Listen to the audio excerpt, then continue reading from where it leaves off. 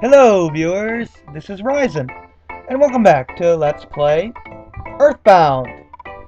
Last time I promised that I would explain to you the different stats at the beginning of this episode. So, I'm going to take care of that. Your offense is really self-explanatory. It directly affects the damage you deal with your physical attacks. Now, it has nothing to do with psychic attacks, with your PSI. This is because PSI has set damages, and it can neither be increased nor decreased with offense and defense stats. Your defense affects how much damage you take from physical attacks. Pretty self-explanatory. Again, has no effect on psychic attacks. Speed is how fast you go. There is some randomness, but generally speaking, the faster characters are going to go first. Guts, well, your guts are how often you get a smash attack. But also, if you take like a massive amount of damage and the game doesn't, but you don't die. This is Guts doing this, and it keeps you with 1 HP occasionally. Basically, if you take more damage than your current HP, but it doesn't say mortal damage, you're going to survive with 1 HP. Vitality and IQ are weird. Vitality directly affects your hit point gain. If you don't gain any vitality, you're only going to gain maybe 1 or 2 points of HP. But if you gain, say, 2 or 3 points of vitality, you're going to gain, 15, 20 points of HP. IQ is exactly the same, only it relates to psychic points. Now, there is one more effect of IQ, but it's only on one character, and I'll explain that when that character joins. Now, your luck. Actually, I'm not entirely sure what that does. Does anybody know? I mean, if I had to guess, I'd say it has something to do with how often status effects work on you. But, I mean, I'm not too sure. If anybody knows, please tell me. I think it also affects your evasion, but I could be wrong. Well, let's go up here. There's one more thing I want to explain while I talk to people. You may have noticed that instead of my HP immediately going down when I get hit, it kind of rolls down.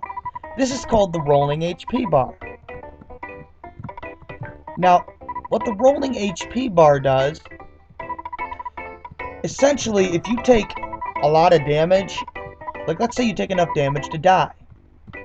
Let's say I had 100 HP and I took 150 damage. My HP would start rolling down to 0, but as long as it doesn't get to 0, I'm still alive.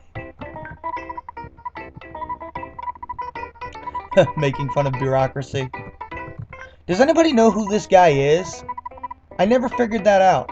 I don't think the game tells you. It's kind of creepy, actually.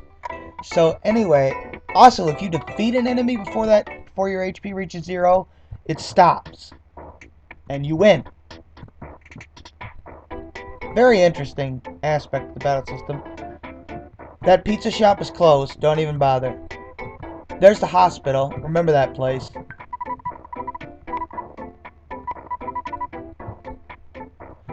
Now you see that hospital writing? That's different in the Japanese version. In the Japanese version, it was a red cross symbol. The red like cross. It's the same symbol the Red Cross organization uses. But they had that removed in the English version for copyright reasons. Okay, this guy can heal status effects the doctor can't. What can he heal? He can restore your feeling. I think that's like diamondization. I never used that though. Purify gets rid of the little ghost status effect.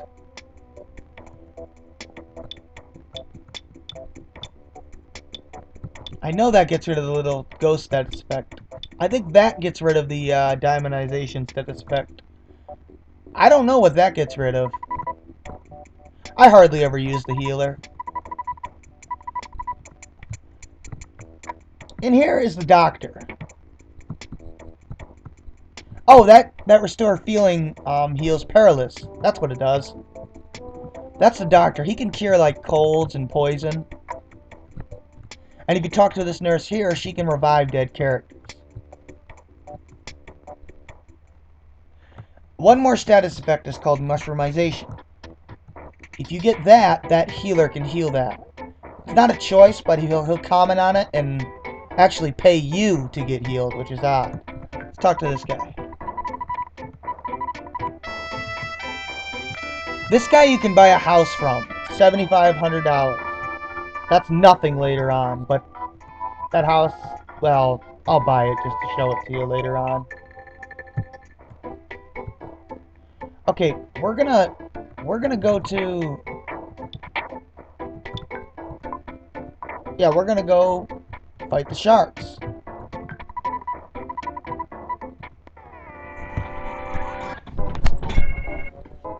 Okay, here's a new enemy, the Pogo Punk. I'm gonna tell you right now, the sharks are pretty tough.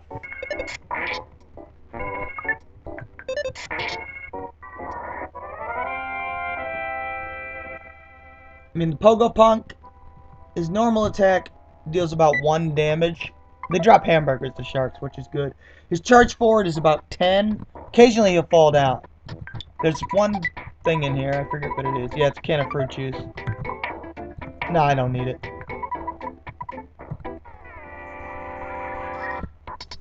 Here's the Skate Punk. He is the hardest enemy of the sharks. He deals about 1 damage with his standard attack. His shred fiercely on a skateboard, about 5 damage. But he can call for help. And he can call for help from either the Pogo Punk you just saw, or an enemy you haven't seen yet. Which is the Yes Man Jr. You'll know him right away because he wears like a hula hoop thing. Huh. Usually there's random encounters with them. A lot of people take the time to level grind against these guys, but I don't see the point.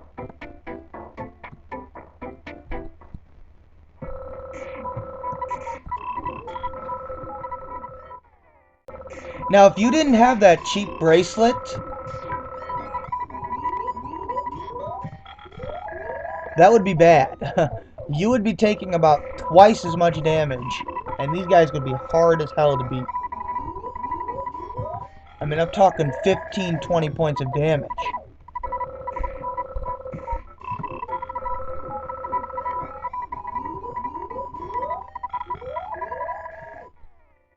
Yay, I'm level 5!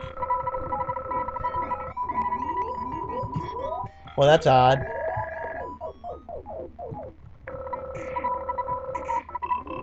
After you finish Earthbound.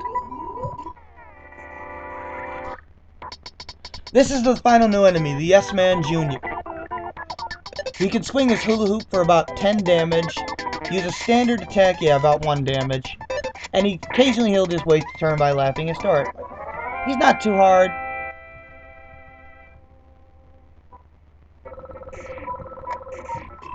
But I mean, I'm looking at it right now, and it's about 18 damage with his hula hoop attack if you didn't have that cheap bracelet. Now, I could fight this guy right now, but I'm not gonna bother. So, I'm gonna save that for the next episode. So I'll see you guys next time on Let's Play Earthbound. Tune in for the final clash against the sharks. Have a nice day, guys.